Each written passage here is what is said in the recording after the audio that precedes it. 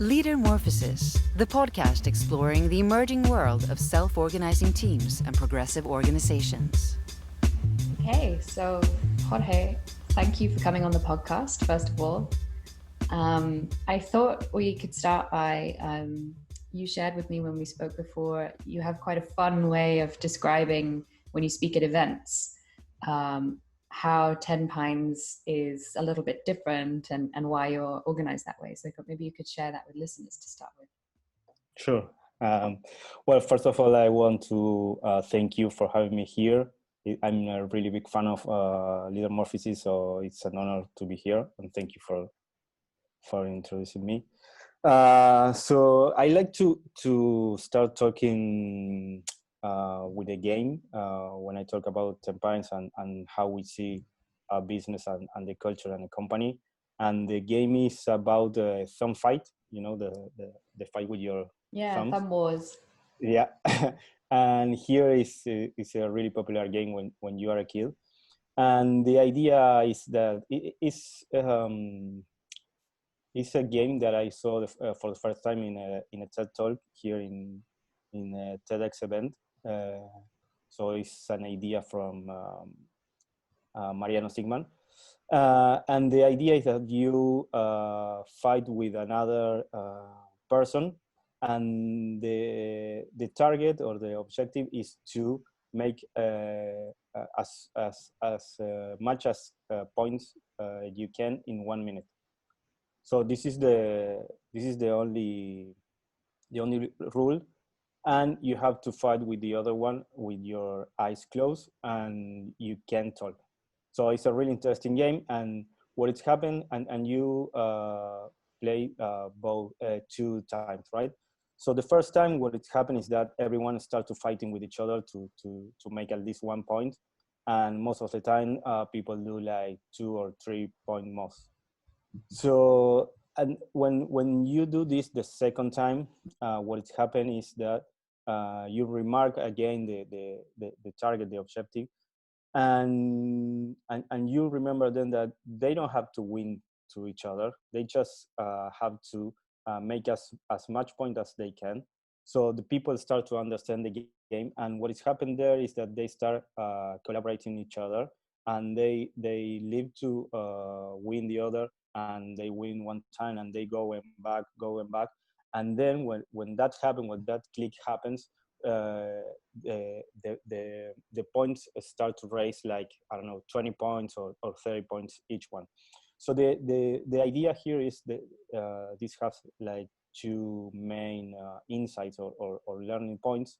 And the first one is that collaboration is better than compete. Sometimes collaboration is better than compete, and this is far away from a romantic view of collaboration, because empirically or in fact you can see that when you collaborate with the other, you have more points. And the other insight interesting is what is called like a zero-sum game fallacy. That it means that it's a fallacy.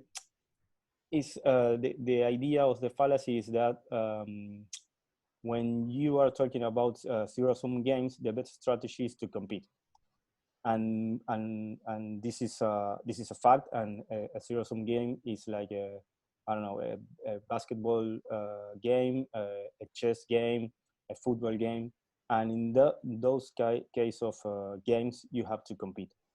But there is not there is not only zero-sum games in real life. You have a lot of other type of games when you talk about the game theory, right? So there is another game that is non-zero-sum games, and in those cases, the best strategy is to collaborate. There is a really common or popular game in this kind of game. There is the prisoner's dilemma. And in those cases of games, you have to collaborate to have a better performance.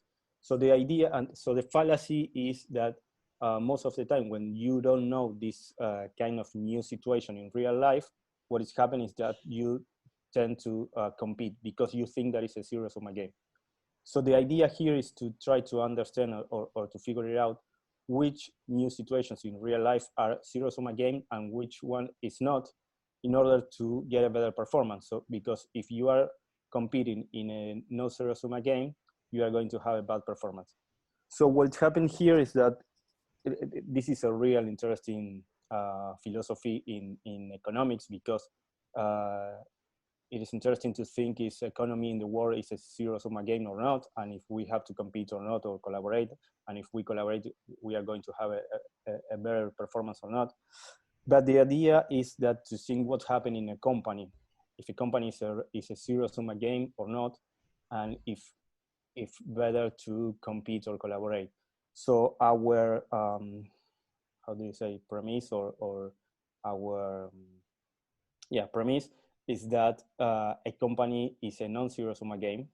So collaboration is better for have a better performance in all of the aspects. So we create this company with this idea, with the idea of collaboration, because away from that we think is the best way to do things, and is the proper way to do things, is a better way of have a better performance in this kind of scenarios. So this is the idea and the analogy and the introduction to why we do the things we do, right? Yeah, it's so true. I think so many examples of companies, like outdated ways of thinking about organizations, is like this zero-sum game. Like, you know, that there are winners and losers, and yeah, right. Even like, I mean, I think about like recruitment situations, and yeah, sure. You know, competing, and someone once described it as like two people sitting across a table lying to each other in order to get a job. Yeah. The analogy, the obvious analogy is if you have to fight for a pipe, for a piece of pipe, or we can get the pie bigger and have a smaller piece of pie, right? So this is like an analogy for this kind of thing. You can compete for having a little small slice of pie, or you can collaborate to get a bigger pie and have a smaller amount, but in comparison with the other one is bigger. So this is what we think in terms of also the profit of the company, right? Because we have like a policy to sharing and other stuff, and we think in that way. We think of make the pie bigger, and maybe as a I don't know, as a founder or as a shareholder, I'm going to have in percentage a little bit less than if I have the whole share of the company, but we are going to have a better performance. So this is kind of the idea, right? Yeah. Maybe could you tell us about some of the practices that you've developed over the years? Because I know that you started about 10 years ago, and you were around 4 people, and now you've grown to about 80 plus people, I think. 85 right now. Yeah, 85. Yeah, a lot of people. Yeah, and that, I guess that also brings challenges with it in terms of, you know, as you grow and so on. But what are the, you know, for listeners, if they came to visit 10 Pines, I guess pre-pandemic, what would you know, what would we notice? What would feel different? Yeah.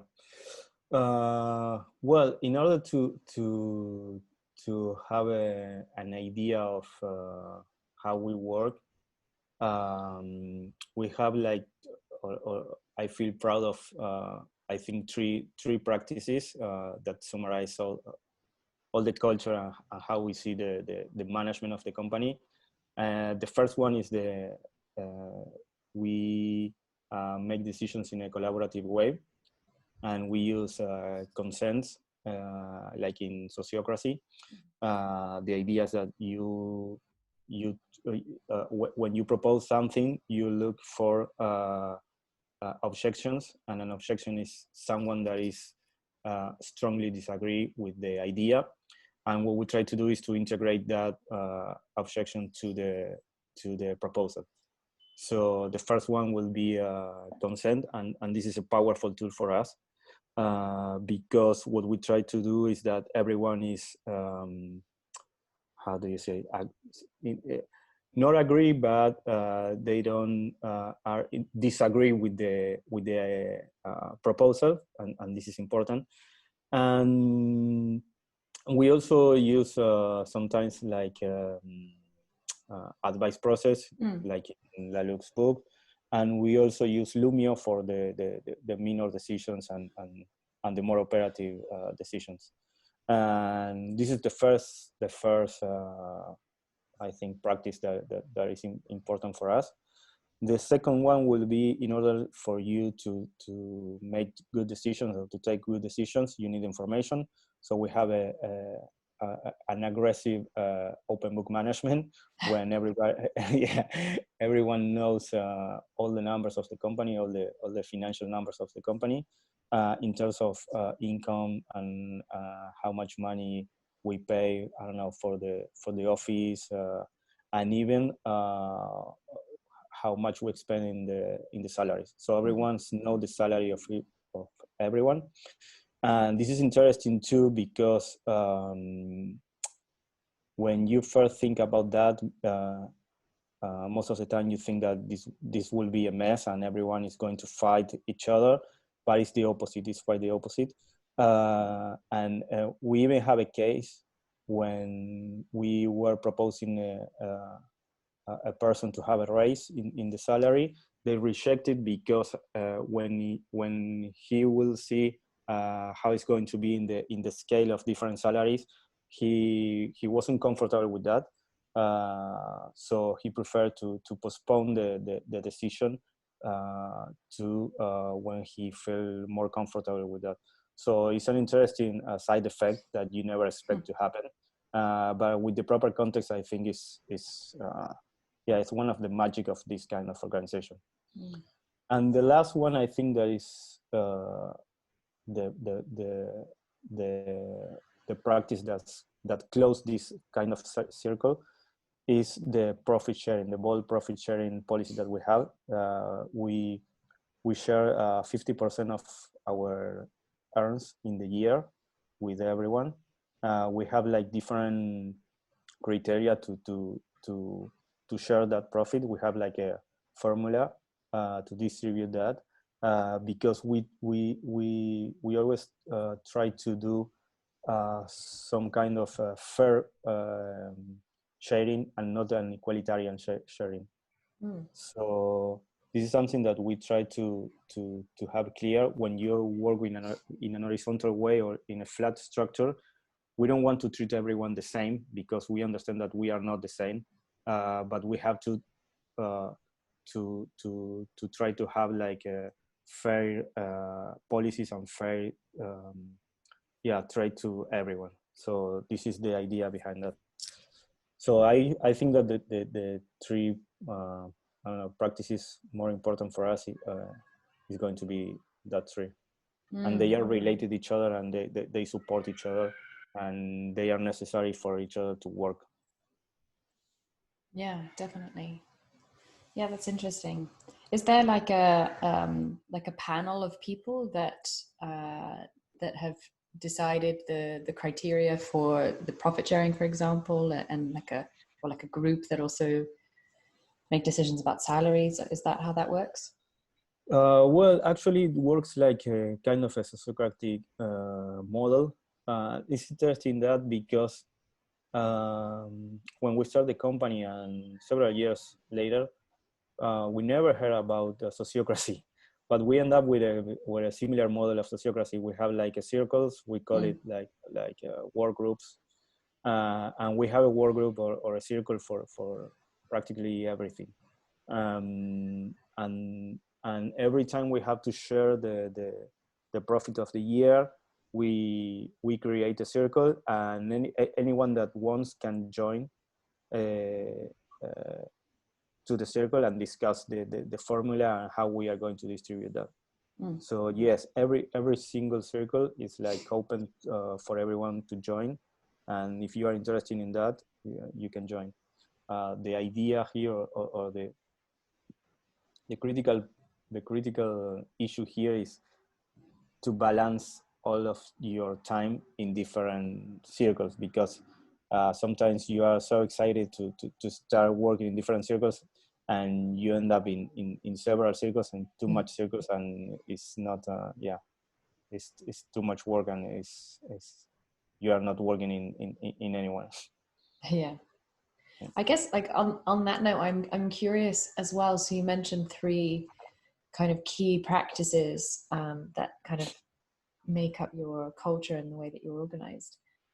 I'm wondering what you're learning in terms of not so much in terms of structures and processes, but in terms of the skills or the mindset that's needed in order to work in this more self-managed way. Well, yeah, I think that we were thinking about a lot about that.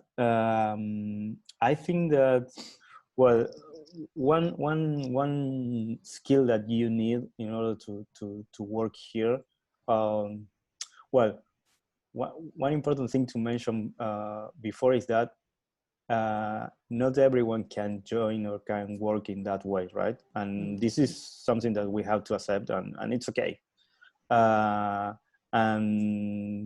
But if you think that you can work this way, or you want to work this way, I think that one of the skill that you need is to be proactive, and the other one is to be accountable. And proactive because it's a company that is moving because the people do the things, and there is no way to complain and to criticize, because it's real that you are part of the solution. So here we have like a culture that we don't allow to complain in terms of well, I don't like that, because if you don't like something, if you see a problem, or if you are comfortable with something, you have all the tools to modify that and to solve that. You can ask for a budget, you can ask for, I don't know, opinions, you can make decisions, so you have all the tools. So you have to be proactive. The only thing that you have to do is to solve it. So proactive is one of the skills that is necessary, and accountable is because this only works if you take responsibility on your action, right? If you fail, you have to be humble. Otherwise, you will not learn, and people will not trust in you. So accountable is really important, because we have a culture that we in the bottom of the line, we have to be based on trust. So we work really hard on trust, and to create trust, and to take care of trust, because it's like you know, the Amy Edmondson. I saw you have a podcast with her. So the how they say, the psychological safety environment, I think is one of the important things that you have to create and to take care. And it's really hard to create that kind of context, and it's really easy to lose it. So one of the other aspects that is important in this kind of culture and in this kind of company is to take care of trust. Yeah, it's really important for us. So, and the last thing that I think people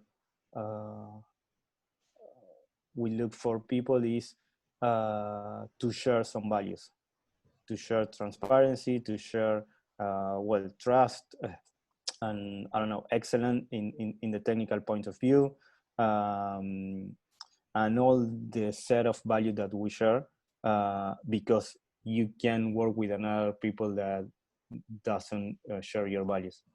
It's really hard. Yeah, and I guess a key part of those qualities, or those characteristics is recruitment. And I know that you're quite proud of the way that you do recruitment. It's quite a thorough process. Maybe you could share with listeners how you hire people. Well, actually, our recruitment process was inspired by Semco. The Semco was one of our inspirations in the beginning of the time. So we have like a really intense recruitment process. It has like 3 stages. The first one, we try to to get candidates from people that we already know. So we have like the first filter. We have a first meeting. We understand their needs. We understand their expectations. We tell them how we work, our culture, all the important things. And after that, if we are okay with that, we send them like an exercise, a technical exercise. They go to his or her house to work on that exercise, and they have to solve it alone. And we trust them that they are going to work with that alone. And then they come back to the company, and we have like a discussion about the exercise, and we try to criticize it, to propose some changes, and try to understand how they think. And after that, we have like, if everything goes well, after that we have like a how they say, like a group interview, when everyone in the company is allowed to come. And sometimes you have like a 40 people interview with the with the candidate. Yeah. And it's interesting because we use like a consent too there in that interview. And the question is, are you willing to work with that person in the future, right? And if you are agree with that, if you don't have any problem, at least what you see in this interview, we hire it. And what happens sometimes is that it is not the problem of one, when someone sees something that is not comfortable with that. It's most of the time is, I don't know, 2 or 3 persons that see, yeah, well, I don't feel comfortable because of that. I see that this person has this type of, I don't know, reaction or whatever. But it's an interesting way of involve people in hiring. And it's important that you have the chance to choose your teammates, right? I think this is the most important thing. One of the things that uh, happens when I working in other companies is that I never choose my teammates, and sometimes they choose for me, and they don't choose the best ones. So this is a really big problem in the other companies, and I think it's at least an interesting approach. It is not perfect, but it's better than the other. Yeah, definitely. What have been some of the challenges? Like, have you found people, you know, even though you have a thorough recruitment process, have you found that some people join and find it challenging to adapt to this way of working? You know, high accountability, high responsibility. Well, yeah, sometimes what it happens in our company is that we work with a lot of people that is his first or one of the first jobs, and we work with a lot of young people, like myself, and and what is happening is that it's everything new for them sometimes.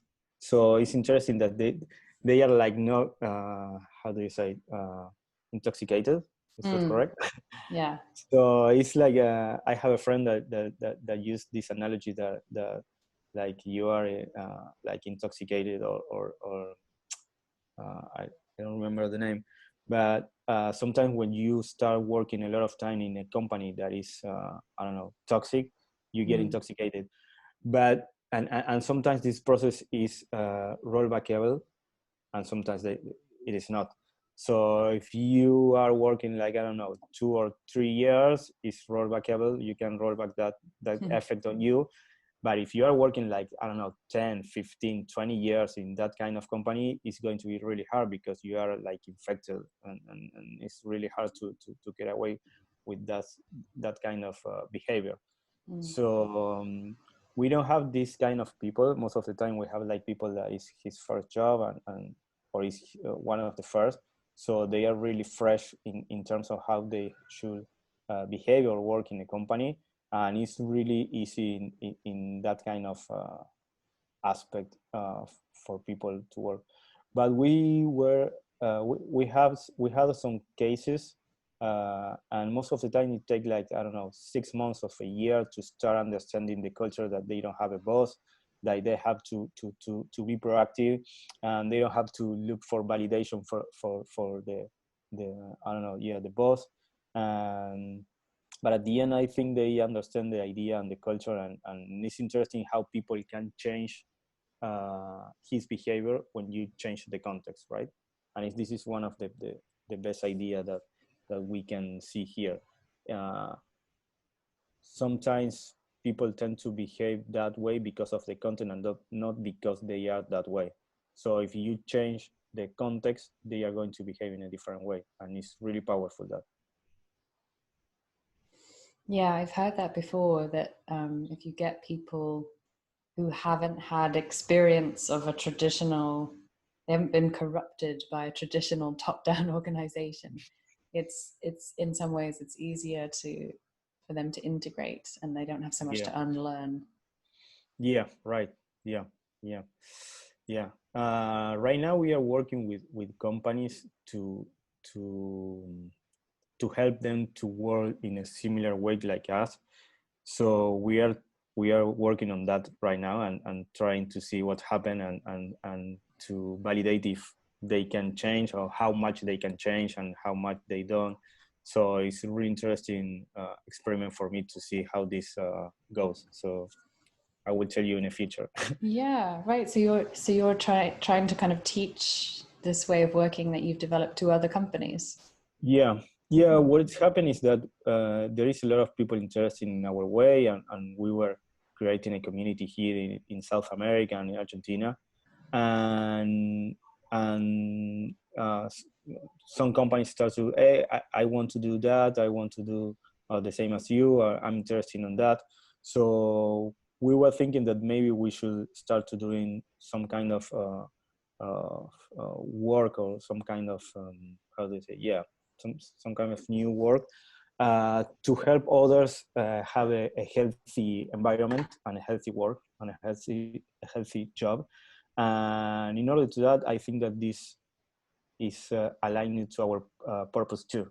So I think, yeah, we have like a year working on that, and it's really soon yet, but it's interesting to help others to have a better environment at work, right?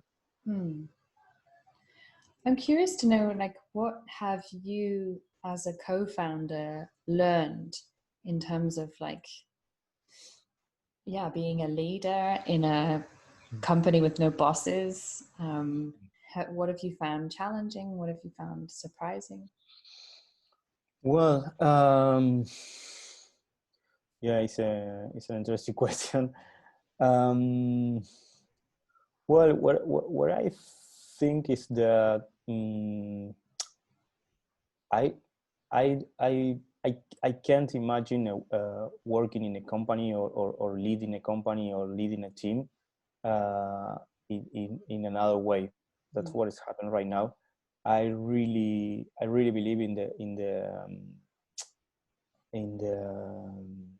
how do you say, uh, the power of the crowd, or the wisdom of the crowd. And I think I really believe in that, and sometimes I think that I can't do this alone. I need to validate my ideas, and to validate with others, and to have a better approach, or a complementary view of the problem. So as a leader, I think that it's really important to be a great leader, to have the opinions and the involvement of others. So I think that this is one of the things that I learned over the time. I was in theory sure of that, but seeing that in the practice is really nice, and it's really comfortable. Yeah, I think this is one of the ideas that I have. And the other thing is that sometimes could be like really hard, because you have to when you start thinking that way and thinking in a flat structure, you really have to. I have to propose everything that I have in my mind. I can do nothing because I'm the co-founder, right? So I have to think about how to present things, how to propose things, and everything that I want to do, I have to propose it. And I think it's interesting because it forced me to think about the things that I want to do and how to convince people that this is a nice idea. And I have to be humble enough to understand that maybe I'm wrong. And I think that this kind of approach made me stronger. So I think that is interesting, but it's not easy. It's not easy because you have to deal with yourself, right? Yeah. I guess it can be kind of confronting sometimes. Yeah. Realizing, Yeah. oh wow, before I would have just leaned on the fact that I'm the co-founder and we're doing this because I say so. Yeah. But yeah. So yeah, I think this is one of the learning points that I have, and it's really interesting when I tell to other co-founders for other companies that they are like they are like hierarchical, and they don't understand how you can go and say do something. They can understand how you can do that, and they can see how to do it in another way. So it's really interesting. Yeah. I'm wondering, like, do you have any sense of, I know that you're trying to gather other companies in South America that are organized in a similar way, and I know you found a few, but you're hoping to find more. Yeah. Do you think this way of working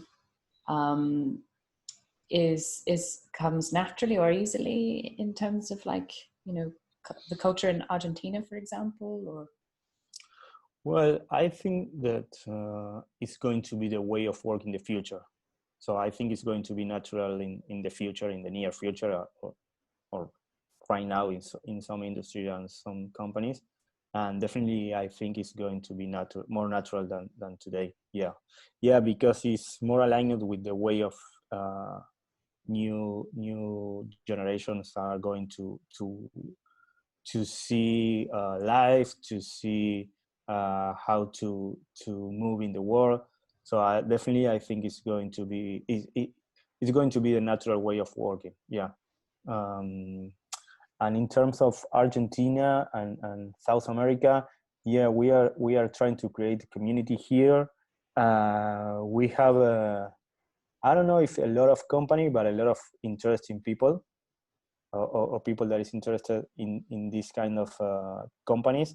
And I think that we are working on create this kind of culture here and this kind of organizations in the companies here, at least in the IT industry. That is the industry that we are part of. And yeah, we have a lot of companies in Argentina, Uruguay, Chile, Colombia, Mexico. Well, I was talking with Matt Perez. You introduced me to Matt Perez, and we were talking about a lot. And I think that the more important thing to solve here is to visualize that we exist, and there is companies in South America that is working that way.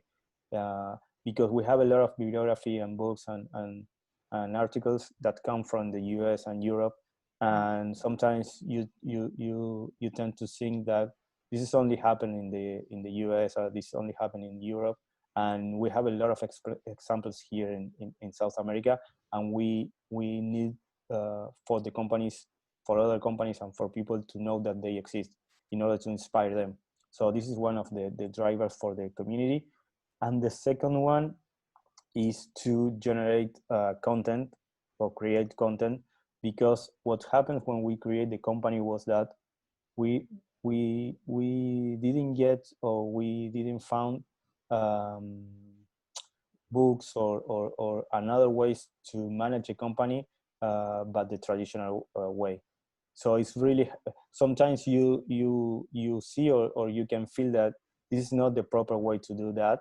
but you can find another way. So you go to the classical. So if you start to see that there is a lot of other ways to do this, sociocracy, till, holocracy, whatever, and we start create content.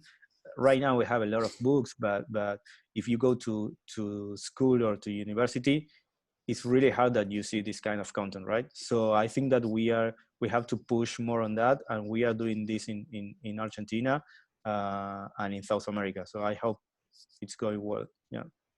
Yeah, that's why I'm so happy that you reached out to me, because I'm Yeah. also always looking for stories that are beyond, the usual that we hear from the US and Europe. And so I'm really happy that you're taking that on as your mission to share stories and to spread the word and to teach people, what you're learning, so that they can be inspired and try things too. Yeah, sure. Yeah. I guess, like, on that note, what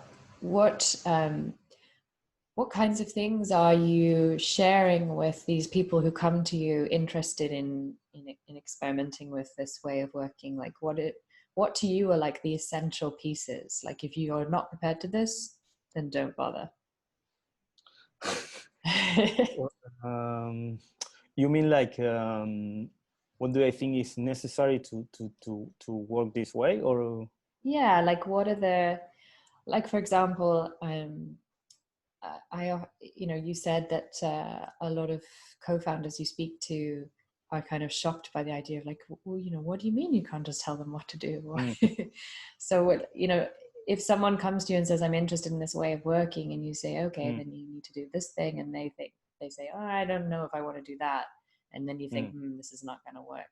Okay. Like, what are the, like, the deal breakers, the things that you need to do, otherwise this way of working is not going to last? Well, I think sometimes when they come to us and they start talking about resources and people as resources, I say, yeah, this is not the way.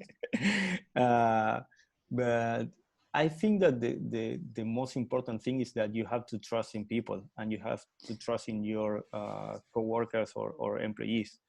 I think this is one of the main aspect of this transformation. You have to think that people is not dumb, and you don't have to control it and to tell them what to do. You have to treat him like adults. So I think one of the basic aspect of this is that you have to trust in people. You have to have faith in people, and not in a romantic way, but in a way that they know something. They know they know things that you don't know, and you have to understand your position, and not because you are a boss, or you have money, or you have whatever, you are in a position of knowing everything and knowing what the other have to do. And I think that you have to trust and be humble in that aspect. So I think that this is one of the basic skills or aspect that you have to solve in order to start thinking, well, how can we transform that? Because trust, I think, is the basic for every other transformation in these matters, right? So yeah, actually we say in Tempines that we are based on trust, and every policy and everything is built from that. For example, one time we have a really big discussion about the insurance that we have to, the medical insurance that we have to hire, because sometimes it was good for, I don't know, for older people, and other insurance was good for younger people, or for people that had kids, and we couldn't find one insurance for everyone. And the solution was to, okay, let's do that everyone can hire his own insurance, and we leave the decision for the people to choose. So and you can trust that they are going to choose the best suitable insurance, the medical insurance for them, and they are not going to abuse of that decision. and it was the best decision because people start to save money and to be really critical on what medical insurance to hire. So when you how do you say, invert the control, or you invert the control to the people, and you gave the responsibility to them, I think is the best scenario. So I think that this is one of the basic and powerful ideas. Yeah, I really like that. And it's so simple, and it takes such a weight off. You know, in a traditional company, you'd have some person in HR, I guess, trying to administrate that, spending hours trying to find, you know, the policy, and then getting all these complaints and requests and stuff. And if you decentralize it, and you have this like, you know, principle of trust, then it's so much easier for everyone. Yeah, well, actually, we don't have like staff, the support staff members. We don't have HR people. We don't have financial people. We don't have I don't know, sellers.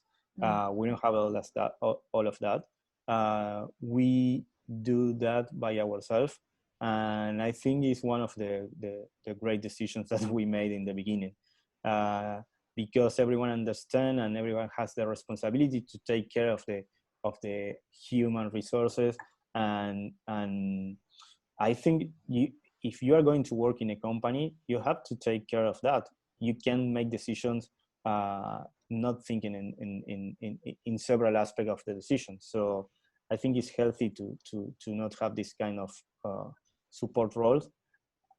I think is I know it's like a controversial statement, but in this kind of company where, I don't know, we are like 80, 85, 100 people, I think it's possible to do it that way, or at least rethink or be critical on that.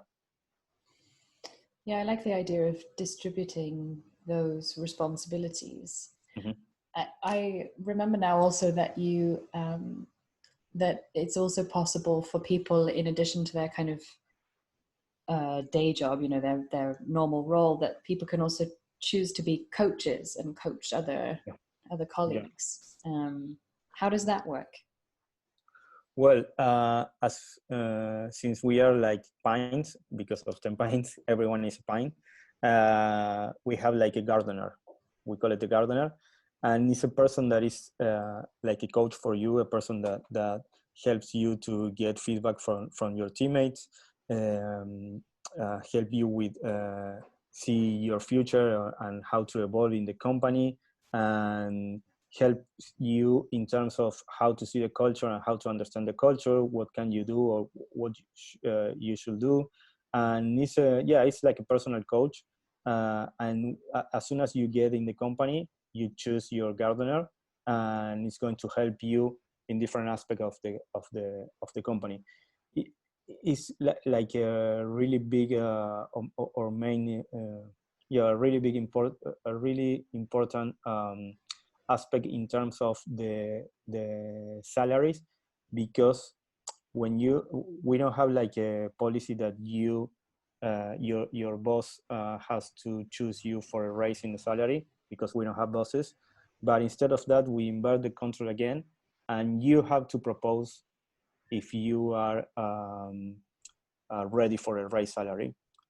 And in order to do that, you have to talk and discuss with your gardener, and what he or her is going to do is to ask you a question, so you can see and understand if you are ready for the race. So if you think you are ready, you have to propose it, and that's it. So it's a main aspect to be a gardener in this, because it's like it's your personal coach that is helping you. And this is a really big challenge for everyone, because everyone potentially can be a gardener, and it's a challenge for us to train and to give the tools to the gardeners to understand his role and what they can do and what they have to do, right? So yeah, one of the the big challenges right now is to find tools and to give them tools to get a better job in terms of gardening. Yeah. Can you share like one or two examples of the kinds of tools or training that you're giving to gardeners? Well, right now we are doing like solving conflicts training, giving feedback, non-violent conversation. Yeah, I think this is one of the biggest training that we are doing right now. Yeah.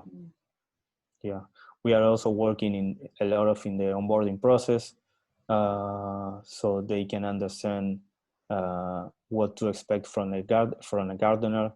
Yeah, I think this is one of the biggest challenges what we are working right now. What are some of the other big challenges or big questions that you're asking at the moment, you know, particularly as you continue to grow?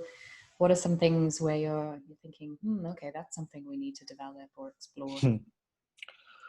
Well, one of the typical problems that this flat organization have is like how people grow in a flat organization, right? Because you can grow in terms of hierarchy. So sometimes it's like most of the people understand growing in terms of scaling positions in a hierarchy. So one of the challenges to work around that and how to deal with that. And I'm starting to think to move to a purpose-driving company where you try to help the people to find their purpose and to achieve that purpose, and help them in the company to get that purpose. And sometimes it's going to be to grow, whatever that means, and sometimes it will be to, I don't know, to be a great developer and a great father or a mother, and sometimes it will be to, I don't know, make a social impact software.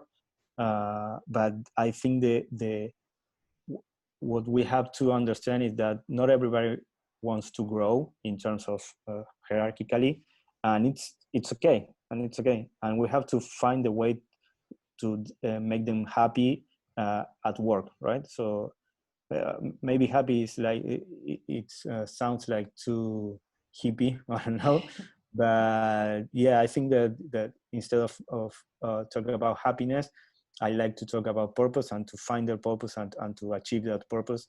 And I think this is the way that people is going to stay in the company and feel part of that. Yeah. What is your hope for 10 Pines in the future? Well, one of my how do you say, yeah, hopes or ambitions is to it's not the best word right now because of the pandemic crisis, but to spread the virus of the flat structure and the self-management team.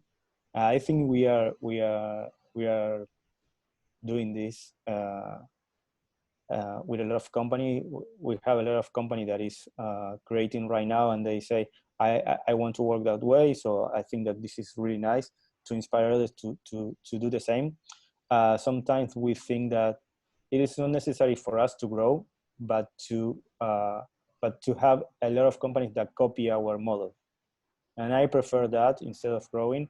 And and I think that if we have more companies working that way, more in a more human way, and in a more human approach, I think the world is going to be better because they are going to have a more complete vision. They are going to perform better. So if we can achieve that more companies work that way, it's going to be great. So this is one of my hopes, that more companies copy that kind of model. And the other, I think, is my hope is that we can